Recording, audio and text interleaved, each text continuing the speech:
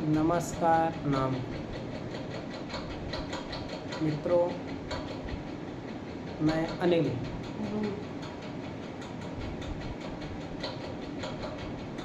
मैं आपसे कुछ ऐसी बातों को कहना चाहता हूँ जो ज़िंदगी की सबसे ज़रूरी बातें होती हैं, जो जीवन की महत्वपूर्ण बातें होती हैं, जिसे हम कभी भी किसी से कहना ही नहीं चाहते और उसको कहीं ना कहीं अपने विचारों में रखते हुए अपने मन के अंदर घुटन के साथ महसूस करते हैं। हम हमेशा ये सोचते हैं कि हम कुछ हैं, मैं कुछ हूँ, मगर मैं कुछ हूँ इस बात को कहने के लिए हमारे पास कोई शब्द नहीं होता। इसका कारण क्या है? इस बात पे हम कुछ अपनी बातें कहना चाहेंगे। मैं कुछ हूँ, ये एक ऐसी बात है जिसे हम अपने ढंग से आपके सामने प्रस्तुत करना चाहेंगे। हम एक ऐसी सामाजिक व्यवस्था में जी रहे हैं जिसके अंदर नैतिकता, संस्कार और सामाजिकता बसी पड़ी है। जब हम पैदा होते हैं तब से और जब तक हम जीते हैं तब तक हम अपने जीवन में इस चीज़ को मेंटेन करना चाहते हैं कि हमारी सामाजिक स्तर कभी भी कम ना हो, हमारा सम्मान कभी कम ना हो, हमारी प्रतिष्ठा कभी कम ना हो। हम हर वक्त एक सामाजिक दायरे और एक सम्मानित व्यक्ति के रूप में इस समाज में जीवित रहे, मगर क्या यही सच है कि हम एक सामाजिक व्यक्ति, एक सम्मानित व्यक्ति, एक प्रतिष्ठित व्यक्ति के रूप में जीवन को बिता ले जाएं और हमारे अंदर कोई भी भावनाएं और कोई भी मन में ऐसा विषय ना हो, ऐसी कोई विचारधारा ना हो जिसे हम इस समाज, इस व्यवस्था के विपरीत कुछ कह सकें? मुझे ऐसा नहीं लगता। मुझे ऐसा लगता है कि हर व्यक्ति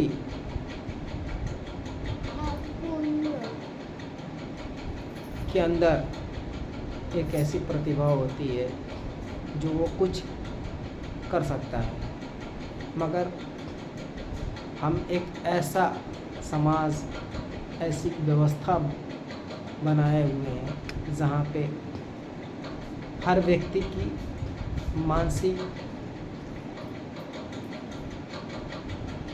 विचारधारा, उसकी सोच, उसके अंदर की प्रतिभा को मार देने का काम करते हैं। उसकी वैज्ञानिक सोच को हम दबा देना चाहते हैं, क्योंकि हमें एक ऐसा व्यक्ति चाहिए हमारे समाज के लिए जो बंधुआ मजदूर की तरह हो, जैसा हम चाहें वो ऐसा करें। हम हमेशा ऐसी कोशिश करते हैं कि समाज के लिए ऐसा एक व्यक्ति चाहिए जो नैतिकता, संस्कार को फॉलो करता हो, जो हर किसी का सम्मान करता हो, चाहे वो सम्मान झूठा ही क्यों ना हो। वो व्यक्ति कितना भी गिरा ही क्यों ना हो, उसके अंदर कोई नैतिकता ही क्यों ना हो, उसके अंदर कोई विचारधारा ही क्यों ना हो, अगर हमारा समाज कहता है कि इज्जत देनी ज़रूरी है बड़ों की, अपने सामाजिक प्रतिष्ठित समाज में उच्च व्यक्तियों की, शायद हमारी समाज की इस पद्धति, इस विचारधारा ने अनगिनत ऐसे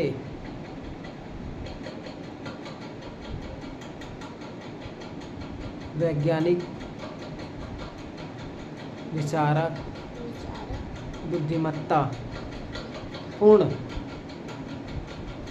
बच्चों, व्यक्ति के ज़िंदगी का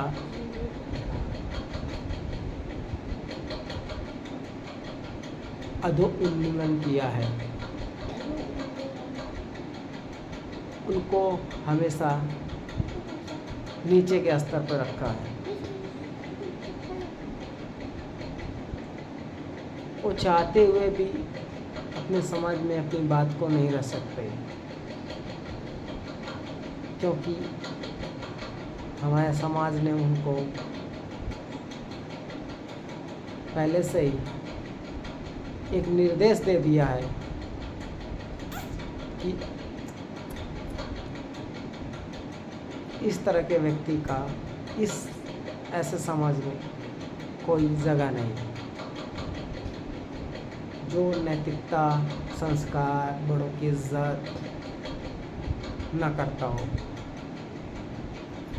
गजब की बात है, हमारे समाज में बैठे लोग, प्रतिष्ठित लोग, जिनका सम्मान है, जिनके पास प्रतिष्ठा है, पद है, सब कुछ है, मगर मानसिक पीड़ित है, विचारधारा से पीड़ित है।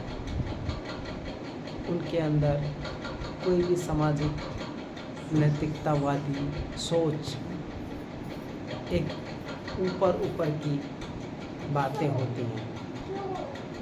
कभी भी वो जीवन में अपने सिवा किसी और के बारे में नहीं सोचते।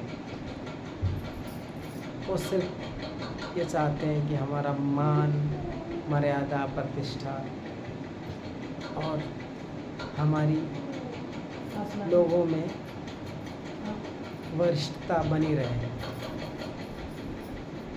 ऐसे लोगों से बनता है एक ऐसा समाज जहाँ पे झूठी बातों का प्रचलन बहुत बड़ा होता है,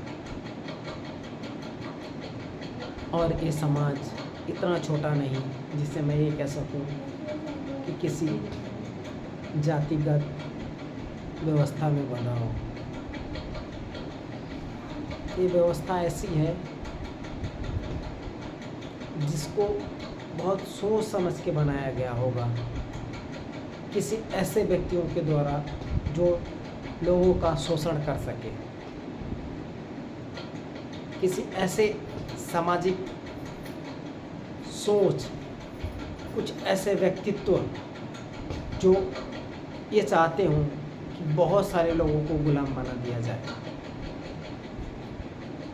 वो सिर्फ जातिगत नहीं है, तो बड़े दिमाग की सोच है जिसके अंदर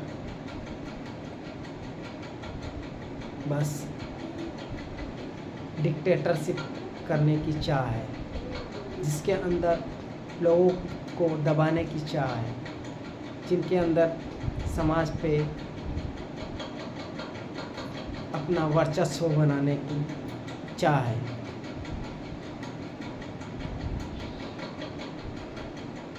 ऐसा क्यों होता है? क्योंकि व्यक्ति के अंदर कुछ ऐसी चीज़ें होती हैं जो कुछ करने की चाह में अग्रसर होती हैं। और हर व्यक्ति की इच्छा होती है कि वो समाज, संस्कृति, व्यक्ति के अग्रसर पायदान पे खड़ा हो जाए, वो इतना बड़ा बन जाए जहाँ से दुनिया उसको छोटी दिखे, इतनी छोटी जहाँ पे उसका कद बहुत बड़ा हो। ये सोच, ये समझ ही व्यक्तिगत, सामाजिक सोच की दुश्मन है। हम चाहते हैं कि हम एक नया समाज डेवलप करें और उसमें इक्वलिटी हो, समानता हो, बराबरी हो, मगर ऐसा कभी नहीं हो पाता, क्योंकि जो व्यक्ति इक्वलिटी, बराबरी, समानता की बात करता है वही हमारे ऊपर अधिकार जमाने की कोशिश करता है, क्योंकि उसको ऐसा लगता है कि मैं मसीहा हूँ, मैं ही इनका मसीहा हूँ और मुझे अधिकार ऐसा होना चाहिए कि मैं इनका मालिक बन सकूँ। यही सबसे बड़ी सोच की, विचारधारा की, व्यक्ति की समझ की गलती हो जाती है। ये गलती देखने में बहुत छोटी लगती है, मगर ये गलती जेन्युइनली बहुत बड़ी होती है,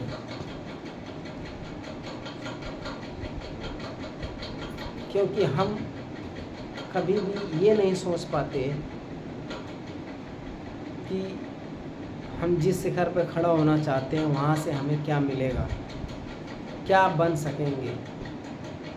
हमारी समझ बहुत ही सीमित है, बहुत ही छोटी होती है। हम दुनिया को जीतने चलते हैं और शायद सिकंदर की तरह हम सिमट के रह जाते हैं। हर किसी को पता होगा सिकंदर और डायोजनीस की कहानी। एक भिखारी और एक विश्व विजेता।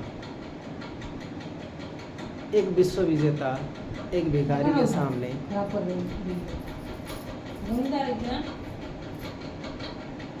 अपने आप को समर्पित कर देता है। डायोजनीस एक ऐसा व्यक्ति जिसके पास कुछ नहीं है, एक खाली कटोरे के सिवा, और एक ऐसा राजा जो संसार के अधिकतर राज्यों को जीतकर एक विश्व विजेता के रूप में महान सिकंदर कहा जाता है।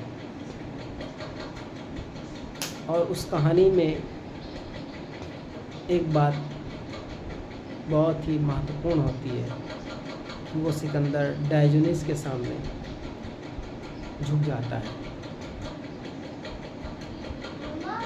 शायद उस सिकंदर को ये बात पता ही चल गई होगी कि मैं तो सब कुछ जीत लिया, मगर कुछ ऐसी चीज़ें बस गई जिसको मैं नहीं जीत पाया।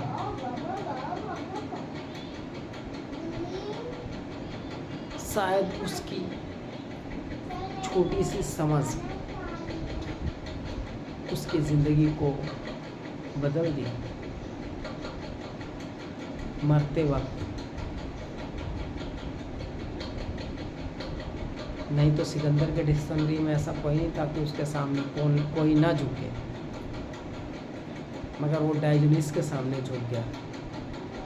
कहानी कहती है कि डायोजनीस एक रेगिस्तान में लेटा हुआ था और सिकंदर को पता चला कि एक ऐसा फकीर है जो सम्राट होने की घोषणा करता है। तो जब सिकंदर को पता चला इस बात का, तो सिकंदर ने अपने सेनापति के साथ अपने सैनिकों को भेजा डायोजनीस के पास कि जाओ उस व्यक्ति को लेके आओ और हमारे आदेश का पालन करो, कि महान सिकंदर का आदेश है कि डायोजनीस को सिकंदर ने बुलाया है। मगर जब सेनापति सैनिक डायोजनीस के पास पहुँचे और सिकंदर का प्रस्ताव रखा, तो पता चला तब डायोजनीस का जो जवाब था सिकंदर को हिला देने वाला था। डायोजनीस ने कहा कि कौन सिकंदर?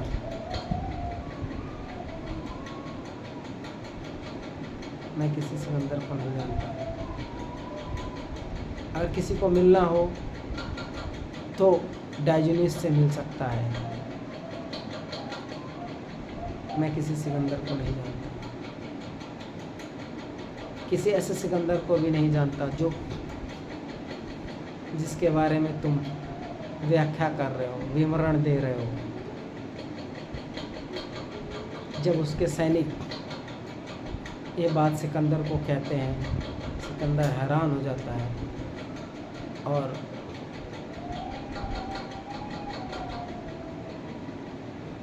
वो अपना फैसला बदलता है और खुद डायोजनीस से मिलने का फैसला करता है। और उसी मरुस्थल में जाकर वो डायोजनीस के सामने खड़ा हो जाता है, जिस मरुस्थल में डायोजनीस नंगे रेत पर लेटा हुआ था। सिकंदर उसके सामने खड़ा हो जाता है और मौसम ठंडी का होता है। सिकंदर डायोजनीस के सामने खड़ा होता है और सूर्य का प्रकाश धीमा धीमा डायोजनीस के पास उसके शरीर को सेंक रहा होता है। मगर सिकंदर ने उस धूप और डायोजनीस के बीच अवरोध खड़ा कर दिया। तो डायोजनीस सिकंदर जब डायोजनीस और सिकंदर का आमना सामना होता है, तो सिकंदर कहता है कि मैं महान सिकंदर, बताओ तुम्हें क्या चाहिए। डायोजनीस ने धीरे से कहा, सिकंदर तुम प्रकाश और मेरे बीच बाधा बन रहे हो, इस बाधा से दूर हो जाओ। सिकंदर इस व्यक्तित्व से पहले से ही अवगत था और उसने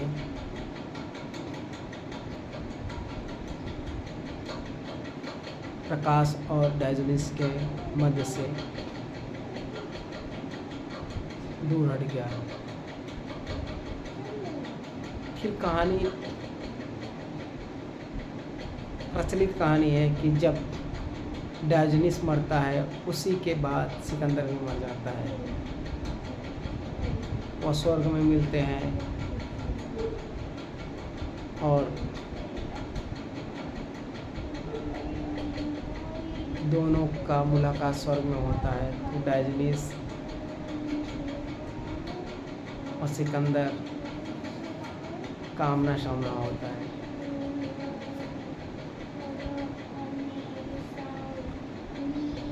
इस कहानी का कहने का मतलब ये था, इस कहानी को मैं पूरा नहीं कह रहा, मगर इस कहानी के पीछे का कुछ राज है। सिकंदर जब डायोजनीस से मिलता है, तो डायोजनीस एक बात कहते हैं सिकंदर से कि तुम क्यों सब कुछ जीतना चाहते हो और जीत के क्या करोगे। सिकंदर कहता है कि हमारी ये ख्वाहिश है कि हम जीतेंगे, हम सम्राट कहलाएंगे, हम प्रतिष्ठावान होंगे, हमारा नाम होगा इतिहास में। डायोजनीस कहते कि इससे क्या मिलेगा तुमको। सिकंदर के पास इस बात का कोई जवाब नहीं।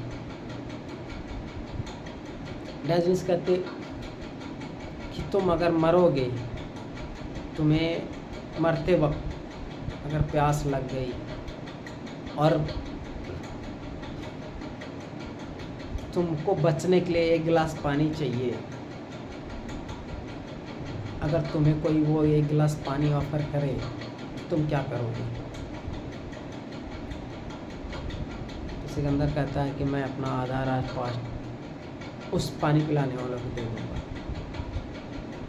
डायोजनीस कहते कि अगर वो फिर भी ना माने फिर क्या करोगे? सिकंदर कहता मैं अपना पूरा राजपाट दे दूँगा। फिर डायोजनीस कहता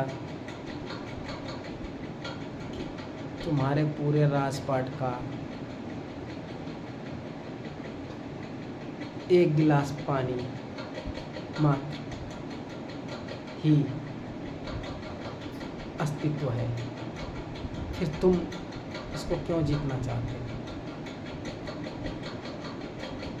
कहानी कहती है कि यहाँ से सिकंदर का हृदय परिवर्तन हुआ और वो बिल्कुल बदल गया। ऐसे ही हम अपनी ज़िंदगी में प्रतिष्ठा, पद और सम्मान के लिए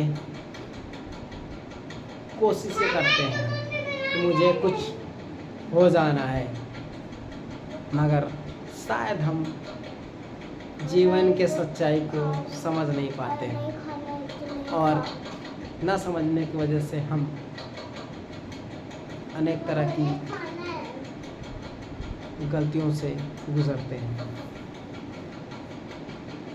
मेरे इन बातों को आपके बीच रखने का सिर्फ एक ही उद्देश्य था कि शायद हम सच्चाई से हमेशा मुंह मोड़ते हैं, सच को हम स्वीकार नहीं करते और नहीं करना चाहते हैं। हम बनावटी समाज में जीते हैं और उसी समाज को अपना अस्तित्व बना के चलते हैं। हम कभी ये नहीं सोचते कि हमारे जीवन में का होने का क्या मतलब है, हमारे होने का क्या मतलब है, हम क्या हैं, हम क्यों हैं, हम किस लिए हैं। हमारे पास इसका कोई ना सवाल है ना जवाब है। शायद इसीलिए हम भटके हुए हैं। नमस्कार, प्रणाम।